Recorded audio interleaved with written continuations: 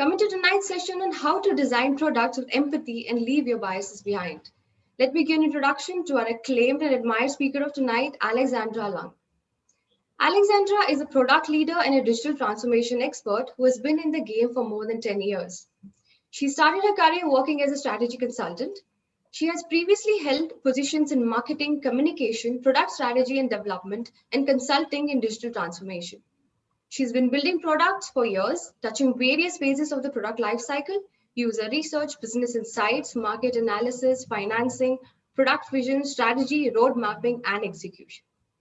Alexandra is listed in the top women in product in Europe 2018, the elite business women to follow in 2019, and the top 25 PhD influencers for 2021. She's passionate about building great products that have a positive impact and always looking for ways to grow and empower the people around her to grow. She's also an experienced public speaker, sharing the know-hows and stories through talks and workshops all around the world, and a mentor and a coach to product professionals. A very warm welcome to you, Alexandra. We are absolutely thrilled to have you here with us tonight. Handing the session over to you now. Thank you very much, Emma, and thank you for having me. Hello, everyone. I will share my screen.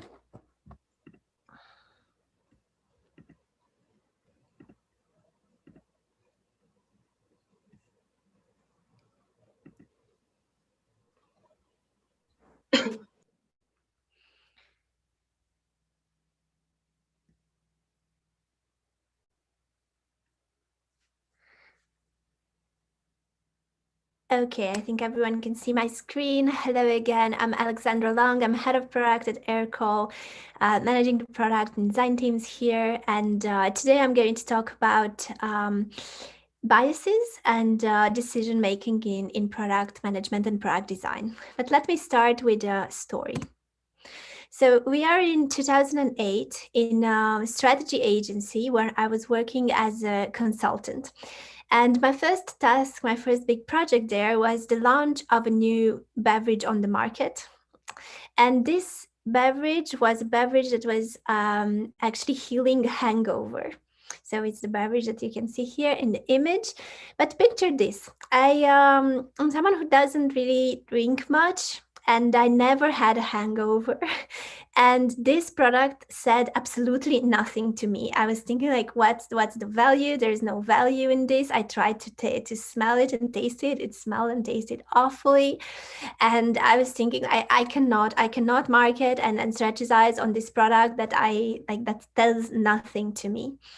So it actually took me a few days to wrap my head around this and to understand that I was actually biased against the product I was working on, and that the fact that my personal experience wasn't in correlation with what this product was offering should not stop me from actually trying to see the needs that it's trying to cover or the message that we're trying to send around. So of course, after realizing this, we did a great campaign, and we launched this countrywide, and it was actually a super success. But it was. I'm telling this story because it was also one of the first times when I realized how strongly I was feeling against this because of my own biases. And it's something that that stayed with me and still is every day. Whenever I need to take a decision or whenever I interpret information that I'm getting, I'm trying to be more aware of my biases. So this is what we're going to be talking today about: empathy and about biases. Especially during the user research phase, but also before. And I will cover as well the impact of these biases and how we can get better of it, a few tips and tricks. 188. This is the number of cognitive biases that you will see on this chart.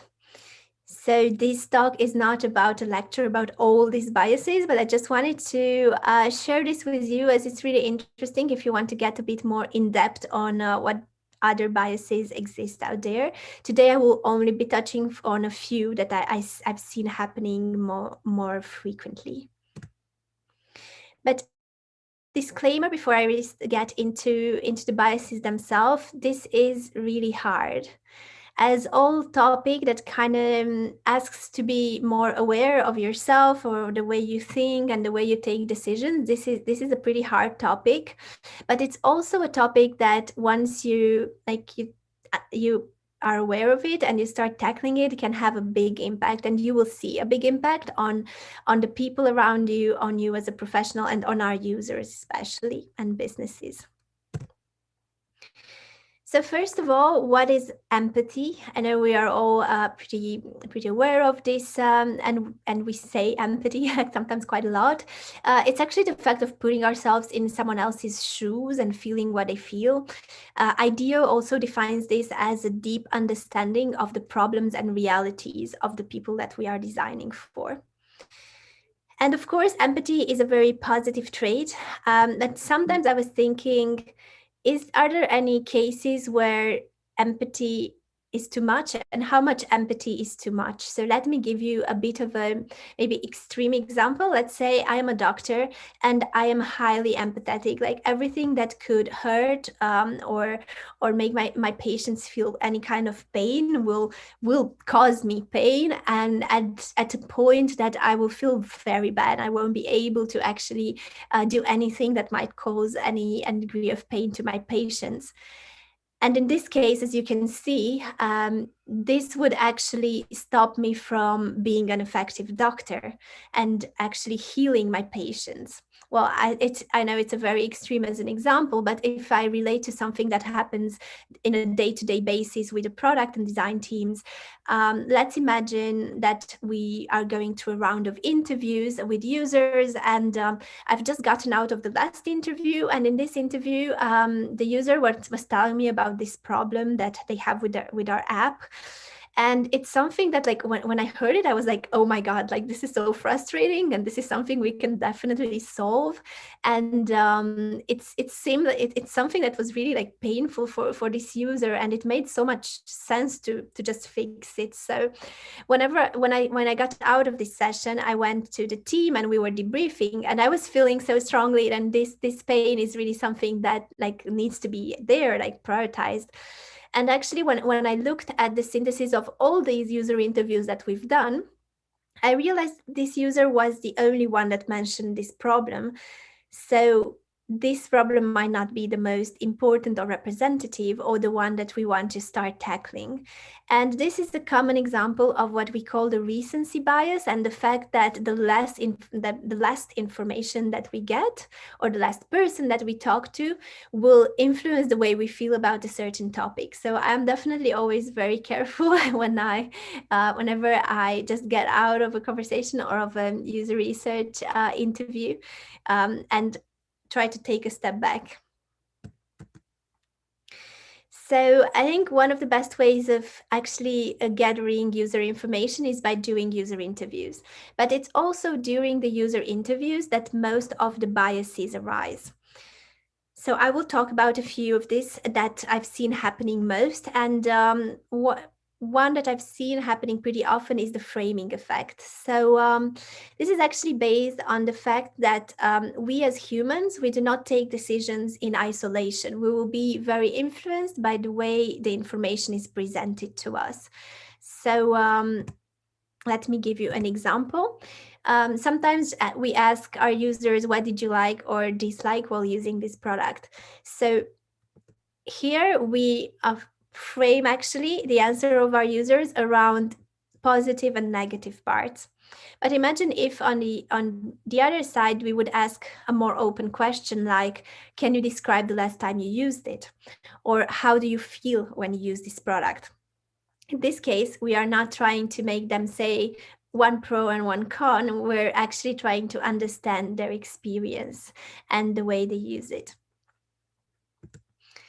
Another bias that I've seen a lot, and I think we all have at certain moments, is the confirmation bias, which kind of goes like this. You are going to jump on the first piece of information, or on the pieces of information that confirm what you already have in mind, or the hypothesis that you're already having. And something here, actually, I have an example which is a mix of confirmation bias and framing bias. Let's say during research, we ask our users, what do you think about this simple menu? I can bet that most of the users will say it's simple. So as you see here, maybe they will say something like, it's easy to use, I think, and simple, as you said. So be very mindful of the way you ask these questions. And a few tips to avoid the confirmation bias. So first of all, whenever you do research, and you look at different pieces of data as well, it can also be mixed with quantitative data. Make sure that you treat all data equally. Do not take the data that will confirm your hypothesis or your idea as the more important part of the data. Really try to take a step back and treat all the different data sources equally. Sometimes it also helps to play the devil's advocate, so that you can try and look at your hypothesis from the opposite side, and it can also give you a very different perspective. And something very important that I tell the teams I work with all the time is list your assumptions before you begin the research.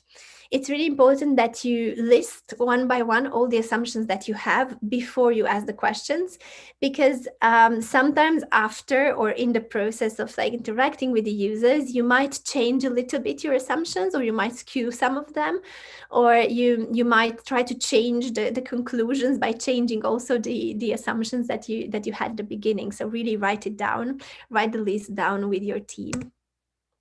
Another example of confirmation bias would be this one. Let's say that I ask the user, what do you expect when you click here? And they say, I think I'll see more details, but good answer, let's move on. So as you see here, I actually, in order to confirm my hypothesis, I have cut the user. And I have cut them at a very key moment when they were actually hesitating. So it's really, really important that you listen, and that you really, first of all, you don't interrupt your user, especially when you see that they are kind of hesitating on something. That's the right moment actually to stop, listen, and also try to dig in a bit more and understand the why. Also, make sure that in your interactions and in your interviews, you leave enough space and time for the users to communicate with you. It's not an easy exercise being questioned between brackets, so make sure that you give them enough time. Another one is control your nonverbal actions. Like a lot of times, let's say that the user gets to do the action that I was hoping them to do, and I'm like super excited, like nodding or saying yes, yes, yes. Well, no, try to stay as neutral as possible. The same if let's say a user has a completely opposite idea on something or on a value very, very different than yours. Do not nod or like look at them as if they were wrong. Just try to use your empathy and understand that you are there to listen to their point of view and take a note of their point of view, and not to judge them or to show that you are like you accept or you agree or do not agree with what they say. This is really important for actually being able to analyze and be more unbiased in the way you're going to take your decisions. Another one is observing the user. I know it's harder when we are online interviewing, especially with the COVID situation and so on. Usually in real life, I could see sometimes if the pupils of their eyes were dilating because they were super concentrated on something, and maybe that task doesn't need that much focus. But you can still see things, like make sure that you, whenever they say something, it's not in contradiction with their, like the mimics of their face or the way they use their hands or so on. So make sure that that the whole is coherent. Like I had a few conversations sometimes with some teams, and we were saying, okay, so they were saying that, but we could see on their face that they weren't convinced, or they were saying something else. That's also an interesting thing to look on. So I was saying that most of the user, like the biases, appear during the user research, but some of these appear also before. And when I say before, is in the process of choosing on who do we want to test certain things, or to whom do we want to talk to. So one of the biases that appear when choosing the users that we want to interview is what we call the sampling bias or selection bias. And some examples that everyone might have heard of are, for example, the fact that we like created face recognition devices without taking into account Black people's faces at the beginning, or AI devices that didn't respond to women or children's voices. So the sampling bias is the fact of actually leaving out a part of the population without, like, maybe sometimes, most of the times, without even realizing it. So let me just get out of the sun. Okay, so an example here is an interesting example is related to car seats. So actually, car seats have been designed and created a long time ago, and at the beginning by men, and using and tested on men as well. And so while doing this, the morphology of the woman's body wasn't really taken into account, and especially of women that were pregnant as well. So it's actually until pretty recently that I started really designing and testing the seat belts on both men and women.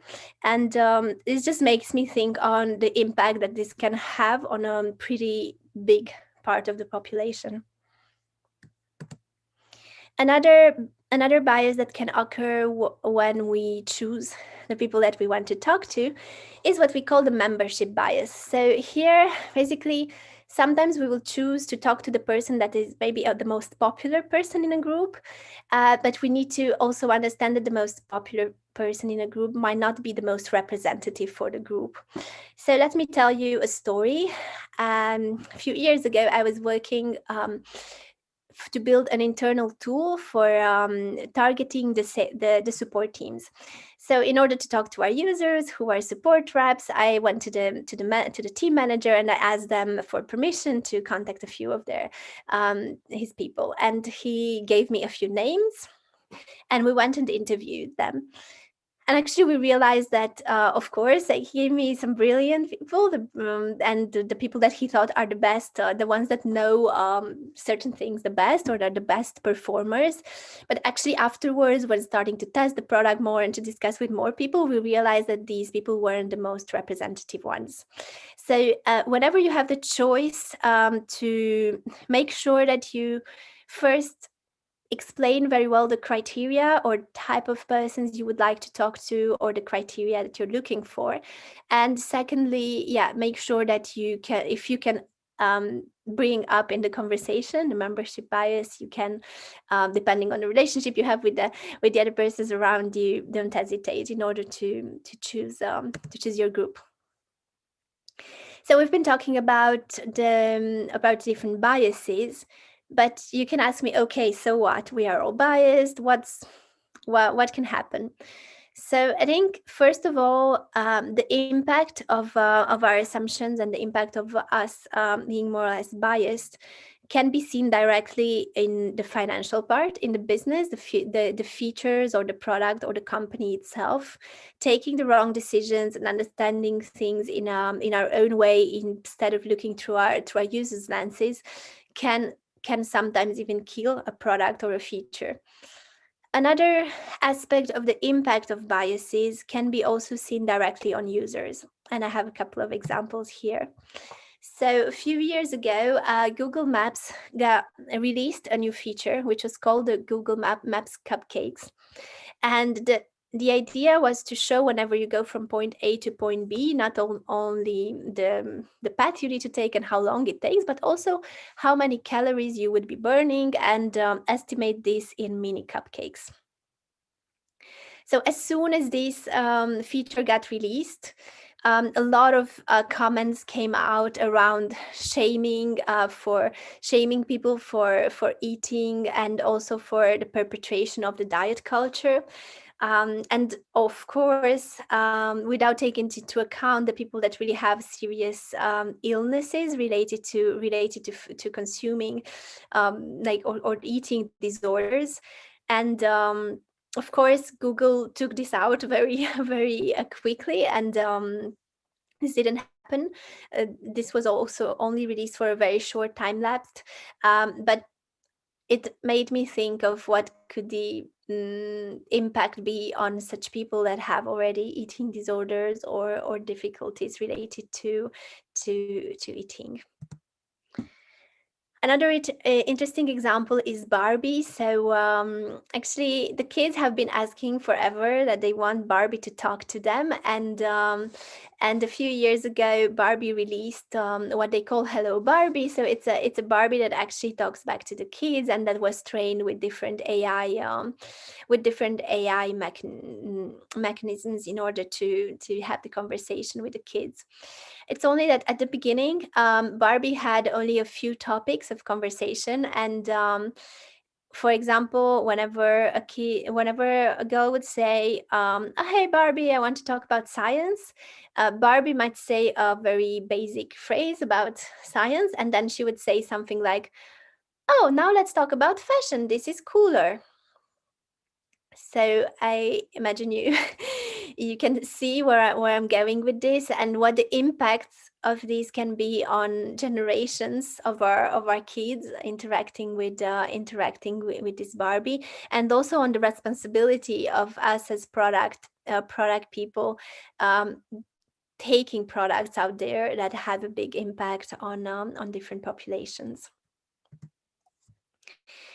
So now, how can we get better at it? So there are a lot of different things that we can do, but the very first one, I think it's related to the mindset, and to the fact that what I call you should know less. Like a lot of times, whenever I go and talk to some clients, I will think to myself, I know nothing. Actually, I'd even if I'm a user or not, or that of that potential product, I will just think, I don't know anything. I don't know anything about themselves or their needs or their usage. I'm here with a super open mind, only to listen to them, to take note, to try to understand better.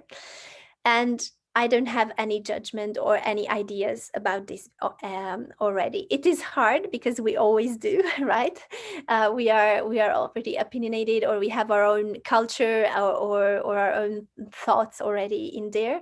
But it's really important that you try to distance yourself from that and really listen. Another thing that you can do, and I've seen working this for a few teams, is something that I call the pre-interview biases check. Basically, this is just, it can be an Excel spreadsheet with a few lines where you write down the name of a bias and a simple example. And you just note a few of these biases that you've seen happening more often during the research. And as an interviewer or as a person listening, you just go through this for a couple of minutes before the interview starts. So this is a way for you to actually get into the mindset of, okay, these things can happen. I will be mindful of it. Another interesting technique is bring in the troublemaker, which is something introduced by the guys at Google Ventures, and this one works really, really well, especially with internal meetings and workshops. And the idea is to include someone who might cause trouble if they aren't included. But when I say trouble, it's not for the sake of trouble. It's really someone who can have a different opinion, a distinct opinion, who can take the devil's advocate, or who can bring in a new perspective. If you get to actually make a partner out of this person and really listen, this can get so much, like, really enrich the conversation about the solutions that you are taking into account there. And another interesting one is what I call the decision journal. So basically, it's something, as I was saying before at the very beginning, during usability testing, you need to list the assumptions. So making sure that, for example, you have a prototype, you have a whole list of assumptions, you just write it one under the other. And then for each person that you interview, you will check if they have validated that or understood that or not, or if it wasn't clear. Like this, you can really take very informed decision. Like 4 out of those 5 participants didn't understand what that button meant, or all of the participants found a certain thing on your app. Another way to use a decision journal, and I know some people do this, is to trace the different decisions. So let's say I took a certain, I don't know, maybe a strategic decision on the product. I will note the main like the main stakes for it, the main information I had, and why I took this decision. And sometimes it's interesting to go back to this like 2 months after and look with the eyes of, like now after you already know a bit what happened, and look back on like why you took that decision and how, and think if there are any learnings that you want to apply later in the future based on that. So I'm getting to the end of the presentation, and I actually want to leave you with one main thought. I know it's a complicated topic, just the fact of being so aware of yourself, of your biases, of the way you interpret information, and the way you take decisions. But it's also a key one. It's super important, and it's something that can have a huge impact on you, on your relationships, and especially on the products that you're building and the people around you. So thank you very much, and I'm happy to take any questions you have, or also any examples of biases that you've seen happening as well. Thank you for the brilliant session, Alexandra. Really great insights. And our audience, please go ahead and ask your questions in the Q&A window. And LinkedIn viewers, please ask in the comment section so I can direct it to Alexandra. So I see one question, Alexandra, in the Q&A window. You can see that as well, but I'll read it out. During a discovery process, how to manage multiple interviews in the same call and ensure everyone is heard? I come across users who dominate a meeting. Oh, let me make sure I understand the question correctly. Is it in an interviewees, actually, my bad. Right. Is it an interview where there are multiple users that answer questions? Yes. Let me see. During a discovery, how to manage multiple interviewees in the same call. Oh, that's a great question. It's a really tricky one. So my really strong recommendation is to try to have only one interviewee in one interview. That's why I'm not a big fan of the panel sessions where we ask everyone, because people will influence them each other. Sometimes we don't have the choice. Like, for example, it happened to me recently to one of my teams. Like, we wanted to talk to a support representative, and actually their boss wanted to come as well. And it was really, it wasn't easy for them. In this case, one of the designers were managing the conversation to actually make the main person that we wanted to interview be comfortable while they had their boss there in the call.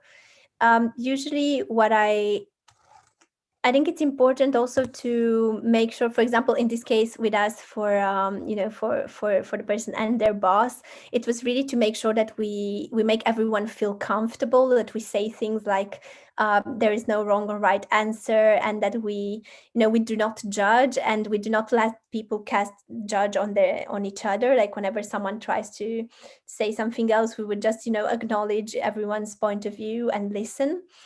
If you really have to deal with a group, in that case, I would also say, like, as in facilitation, make sure that everyone is heard. Like, you will always have someone that is more talkative, and I would just maybe sometimes stop them and say, oh, well, this is super interesting. Thank you so much. Let me see what X has to say. And I would prompt more to, again, to another person as well. But as much as you can, I would say try to keep it to one person at a time. Let's take this next question from Ashish. Each interaction is different. How not to incorrectly apply learning from previous interactions? I'm not sure. Yeah, what it means, each interaction is different. You mean maybe Ashish, do you want to explain a little bit? Ashish, do you want to come online and ask your question? Please raise your hand and I can unmute you. Yes. Okay. Please go ahead, Ashish. Ask your question.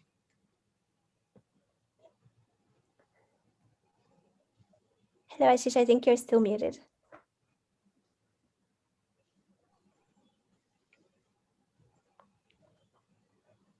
Still muted.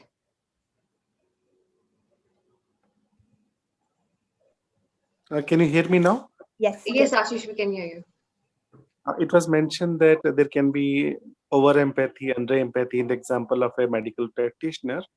So, based on the interaction with the previous patient, I understand that I need to be a little more firm and I apply this to a delicate person. So, I may end up in making mistakes. So, this realization happens just after mistake has happened. So, it's always the analysis which has happened after interaction is over. So I was just looking for some cues, some tips, how to balance it, how not to over apply or incorrectly apply learning from my previous cases.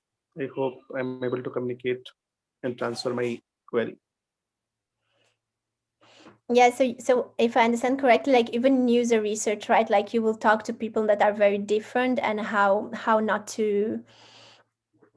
I think something that I like to do as well is to gather feedback, like and especially when ramping up on these topics of like how do we listen to users, how do we ask questions, and so on. And for example, something that I used to do in my teams is that every time someone would run an interview session, everyone, all the note takers would take note, of course, of what the user said, but they also took notes on feedback for the interviewer. Like, for example, if as an interviewer, I would just let slip a question like, would you do, I don't know what, and like that's basically super biasing because the user will just say yes, we would give this feedback. Or whenever they like, just having feedback from other people gives you perspective as well, because sometimes you will think I need to change this in the way I interact with my user, but you don't, like sometimes you are also involved and you have your own understanding of how the situation happened. So I think for me, like feedback was one of the things that worked really well, especially when ramping up on these topics. Another thing is also sometimes in the fact that each interaction is different, you also need to understand what information you will want to take out of it or not. In some cases, you might have people that will kind of take the what I call the consultant opinion, like consultant stake. They would say things like, yeah, normally we don't use this kind of flow, and like, but this is like, you see, a very general thing. It's not about how they understand it. So in this case, the interviewer would try to ask something more like, yes, but you, like last time you like entered, like what did you do, and so on. But in this case, for example, like when you have someone that will a lot take this stance, like you will talk to the team afterwards, and in some cases, some of the answers, we would not take it into account because we see that it's just like things that they throw from like general knowledge, but not from their own experience, and it's biased on their side because our users are biased as well sometimes. So I think that's also something you need to take into account when thinking that interactions are different. Thank you. I hope that answers your question, Ashish. So moving on to the next question, Alexandra, let's take this question from Sri Ram, who is a LinkedIn viewer. Is there any way to advocate the interviewee to be aware of their own biases?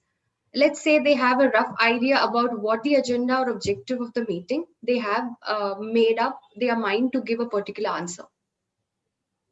I have one tip. Like usually I avoid saying that I avoid talking too much about what we want to do. Like I think something like whenever like I was talking about stop talking or not talking too much, I will try not to say, we're making this great product. Like first of all, not showing that we're super, well, of course we are doing it. People will not want to break our heart if we share that like, oh, like this is a super idea of a product that we're doing.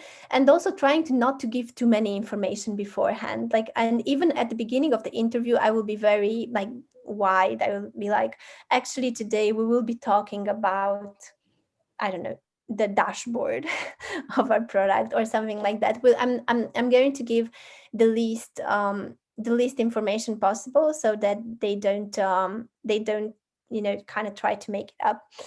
Nevertheless, I do see this happening sometimes. For example, if we choose our clients, like if we talk to our clients have already have features in mind. So something that I usually do is whenever someone comes with a solution in mind, and that happens quite a lot, right? Is that I will of course make them feel they're listened, but I will also try to understand the problem, and why do they think about the solution, how often it happens. So I will try to use the solution that they share with me in order to understand both the problem or the context of why are they suggesting this solution, but also some things around how painful this is or how impactful this is, just kind of trying to say, oh, so yeah, this problem, like how often, like did this happen this week, or like all your users, like all your team does this or not, and so on.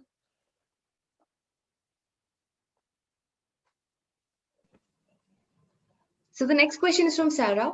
You can see that in the Q&A window, Alexandra. How to find customer pain without being biased or keeping target audience?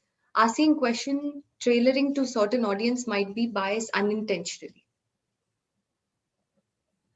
Oh, okay. Let me look at it again. It's a very interesting one. So yeah, without being biased and keeping target audience, asking questions tailoring to certain audience.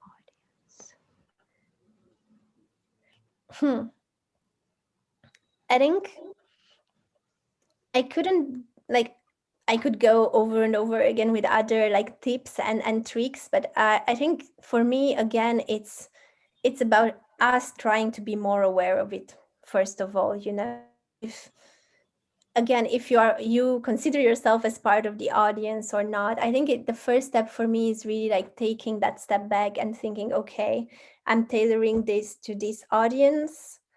How can I keep that open mind of like, I don't know much about it, and how can I ask the questions just in general ways, what do you usually do in a normal day? How do you organize your X action that I want to talk about? Like really trying to keep it as unspecific as possible, but still targeted at the part of the user journey that I'm thinking about. Something else, but this is more on how you interpret the questions. There are other techniques, like for example, the empathy maps, where you have the different hints of like how the person sees, hears, does things, like these kind of set like tools. Like the empathy maps can also sometimes help you like be a bit less biased, but that's more on the side of whenever you interpret the actions that they're doing. And of course, I think never do it alone. Like if you can pair like a PM with a designer, or maybe even an engineer or someone who's a bit outside of the topic, that also helps, because in that case, like it can be a mix of biases, but we also unbias each other a little bit.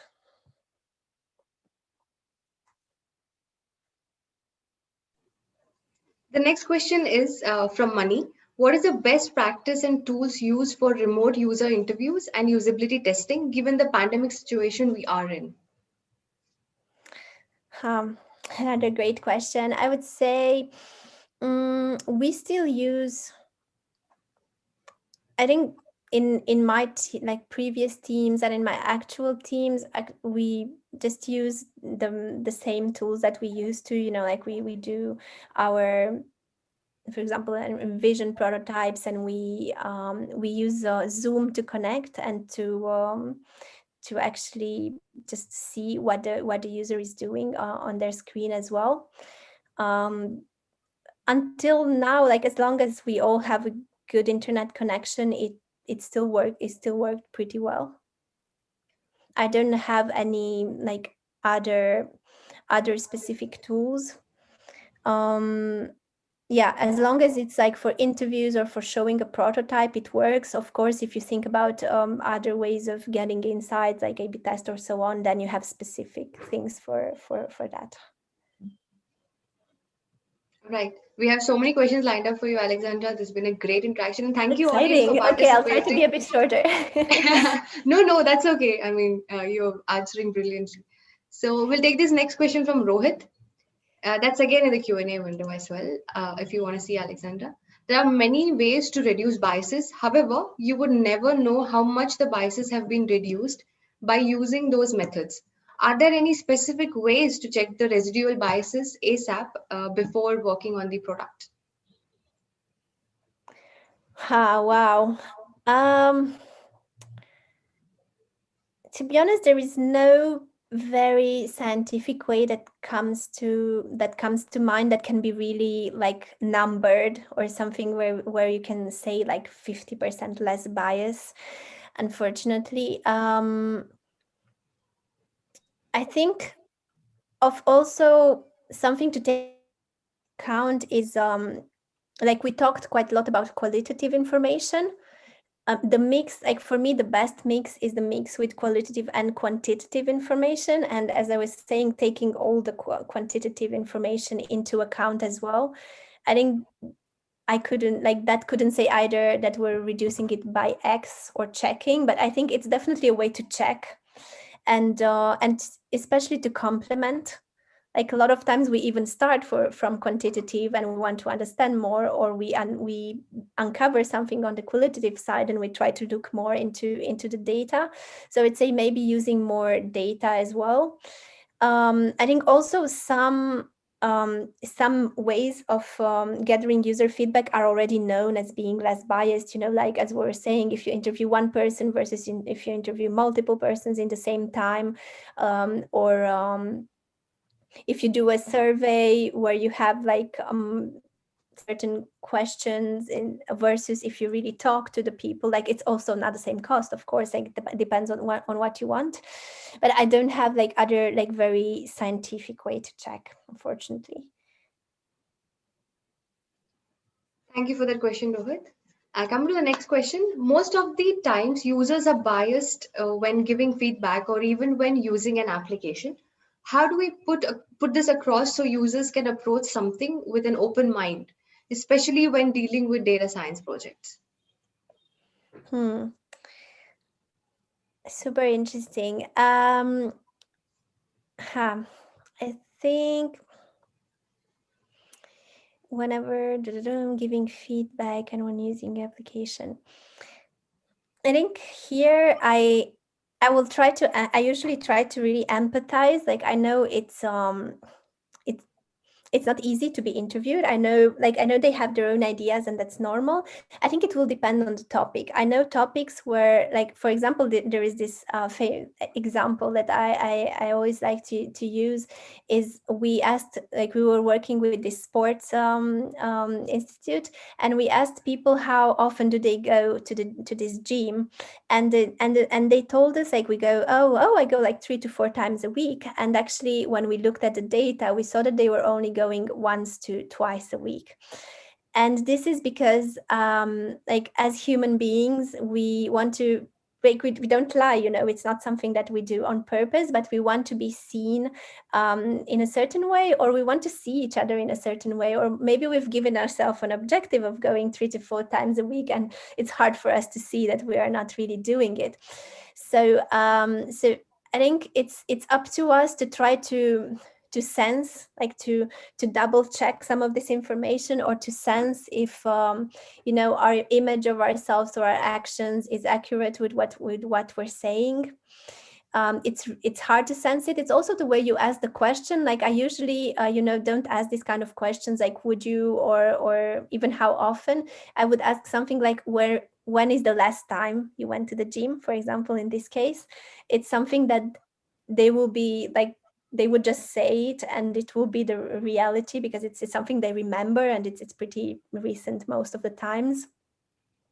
So I would say, like, for me, this would be these are one of the things that I think of, really. How do I ask the questions? I don't have specific experience with data science projects, so I couldn't tell you more on that.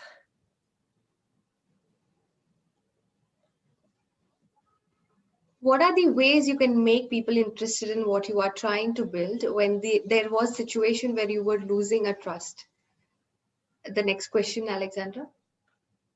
Yes, making people interested in what we're trying I'm to sorry, do. I'm not taking the names because some questions are from anonymous attendees. So we'll just read out the questions and. Yes. Okay, so I'm trying to understand. So if we lost the trust of our users, we want to. How could we make them interested? Well, I think it depends. It depends on why we lost trust.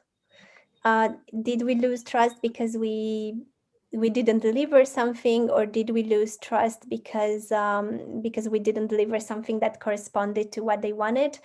If it's the first case and we didn't deliver like something in time that they were expecting, I would be very careful of, like, in the future, the promises we make. I know some companies maybe have like roadmaps that are public, or they do certain communication to their clients. I would be very careful on that and try to rebuild that trust in time, and show more and more, and even point out how that we are getting better at it.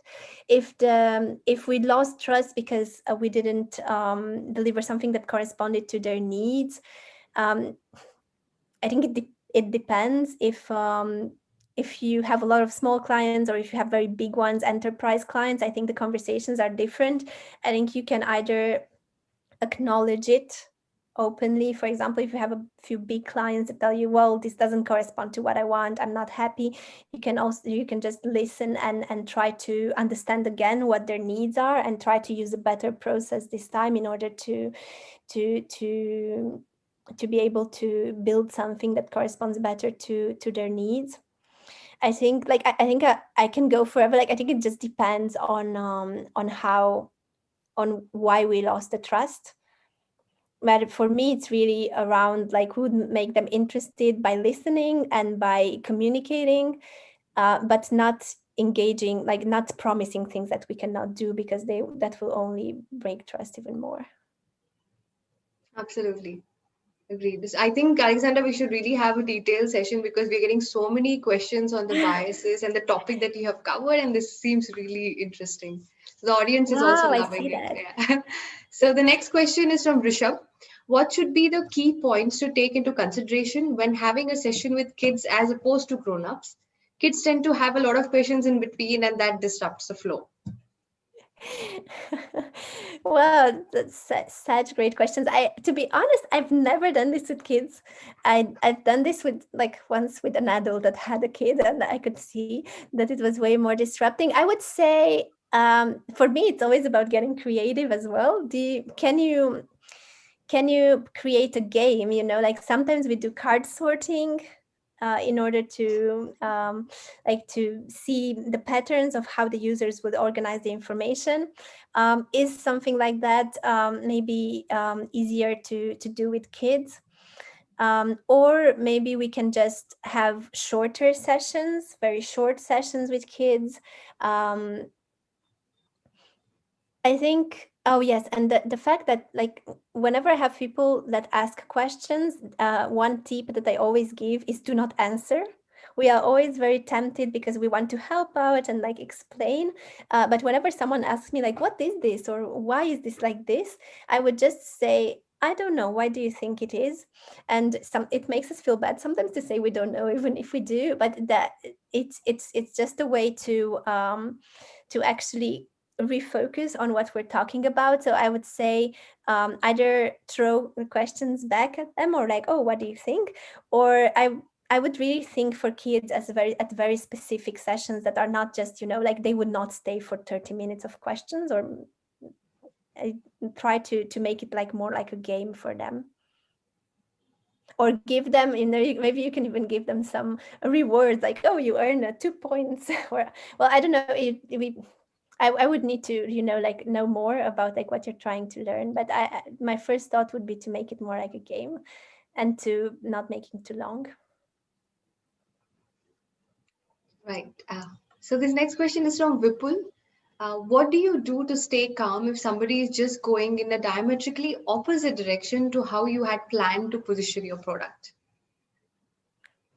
Oh, I'm now very used to this. Actually, I think one of the first things is, well, if it's product positioning, it depends if it's product positioning or if it's an assumption that you have for the next thing you want to build. Because a lot of times we have these ideas and we say, this is what I want to build, but it's just an assumption that that would be the good solution. So in this case, if it's just about a new feature, I would just think, okay, if this is validated or invalidated, both are good, because I don't want to build something that doesn't correspond to what the users would need. In the same time, of course, you need to make sure that this person that is going so opposite of what you want to do is really a representative user. Like, is this the only person that goes against it, or are they out of really in the target that you want to grow your strategy on? I would also, like, most of the times I'm very much in a listening mode, and even if someone is against it, doesn't mean that we won't need to do it. I will just try to understand their whys, and I would try to understand more about them.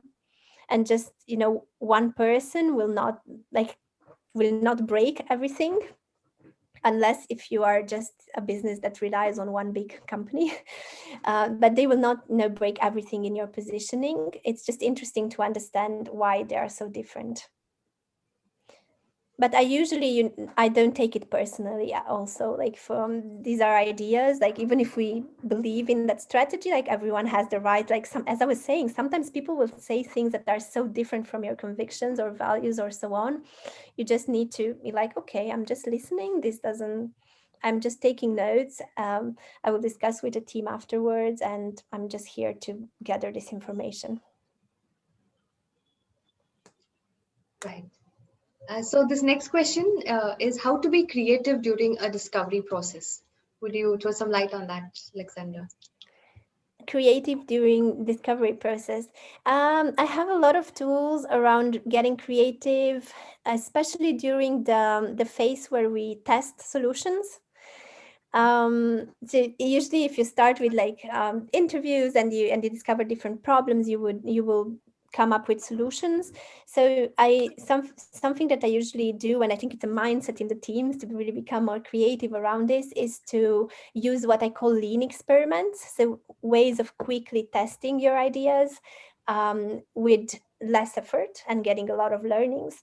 And a lot of times when we talk about this, people think about prototypes, and prototypes can be a good way of testing, but there are a lot of ways.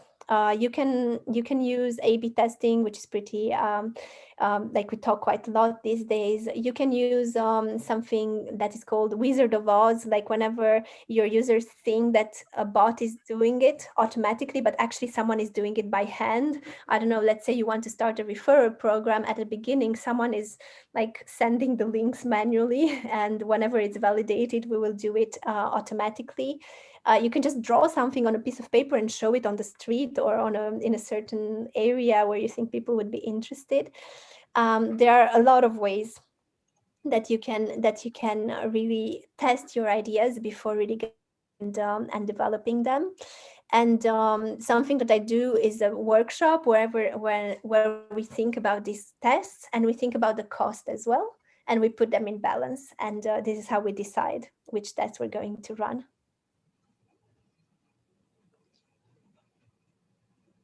So we have yet another interesting question here from Malika Arjun. How do you deal with members who always act like a devil's advocate just for the heck of it, though they might not have a valid point, problem areas, or an alternative solution or a suggestion? Interesting situation to tackle. I'm someone who believes a lot in feedback, in constructive and well-given feedback. So I think I usually encourage people that take the devil's advocate, and I've seen this working well. But if they just don't have a valid point, I would, in the session directly, I would try to bring them back to the objective and for example, oh, like what are we trying to achieve? How is this linked? Like I would try to make some sense around, is your point valid or not? I would also try to give the space to someone else, not to just have someone who just puts ideas that might not be valid. But I would also give feedback to this person by saying, well, look, actually we were trying to focus on this, you were like, oh yes, this created this effect on the group, and now we are like still don't have a decision on this, or so on. I would try to impact of what happened and give some feedback, and of course not tell the person, I don't want to hear anything from you, but appreciate if next time you make sure that it's something that is linked to the problems directly, or whatever the situation was. In view of time constraints, Alexandra will take this one last question. This is from Louisa. Should we compensate or pay users to interview them? Does it bias them versus users interviewing just out of their free will? I would say from my experience, it depends. Like I had a lot of different sessions where I did pay users, and I have sessions where our clients are super willing to talk to us, and we will not need to pay them. I haven't seen big differences in I think it depends from a company and from the users, but I wouldn't say that the fact that we pay them or not will bias them. Sometimes when we pay them, but it's super, super rare in my experience, I've seen people that act more, as I was saying before, more as a consultant, or more as like, oh, I'm here to help you out, guys, so I'm going to give you my big ideas. But in general, from my experience, like I would say, if you can have users that are willing to give you the time without compensating, go for it. If not, look at the compensations that are usually given in your country, and I don't think from experience that they would be more or less biased. Yes. Then you can also, sorry, just one last thing. No you problem, will please. feel though, like if you don't pay them, and they, even if you pay them or not, and they and you feel that they have a big pain and they want to tell you that one, like in that case, like, okay, you will take it with a pinch of salt as well, even if it's an interesting problem. Sometimes they would be just like, for free, I just want to tell you this. It's up to you to see how you want to use the information afterwards. Most of the time it's still very valuable information. So EQ plays a very important role in any of the decisions that you make, right? Sorry? I said the EQ, the emotional quotient, plays an important role in every situation that you want to deal with when it comes to biases and listening and your feedback, how you take them, right? Yes, definitely. And thank you everyone for all of these super interesting questions. Yes, so yeah, thank you audience for the interesting questions and participation. It's been a great session. And do not forget to scan this QR code for a one-on-one session with our faculty. And in view of the time constraints, we will have to end the Q&A here.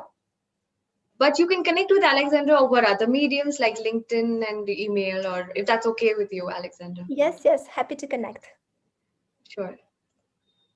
So for the last and exciting part of the session, we'll need your help here, Alexandra. You will have to help us pick the champion of curiosity, the one who has asked the best question. So you can have a look at them in the Q&A section. Wow. Right, and help us decide on who is the winner.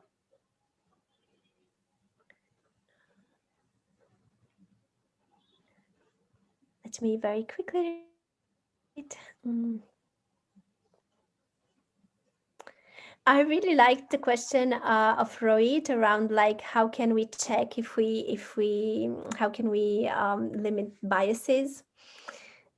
I find it super interesting. I think this actually made me also curious of trying to dig a bit more deeper into this as well. I think it was well, all of the questions were super interesting. I think this one got me thinking. Right, great. So Rohit, congratulations on winning the free digital course offered by Institute of Product Leadership, and we will get in touch with you shortly. So we have enjoyed having you with us, Alexandra. It's been a complete pleasure. And please accept the certificate of appreciation from the Institute. So if you scan the QR code on the certificate, it will take you to a dedicated Hall of Fame page that we have created for you as a thank you note. And it has a recording of the session. You will be able to see it by tomorrow. And please share it within your network, and we'll be sharing the webinar recording on our YouTube channel as well. Perfect. Thank you so much. We are grateful for the time and effort you took to share your thoughts and amazing insights on this subject. And I'm certain that audience will definitely, benefit from the methods you suggested and get ahead in their career. Thank you once again for joining us. Thank you. Have a very nice day, everyone, or evening. Yeah, it's evening for us, right? So, an audience, thank you for joining in. It's been great interacting with you all. Do not forget to register for the webinar tomorrow with Jasjeet Singh. And with that note, I end tonight's session. Happy learning and stay skilled. Have a great night.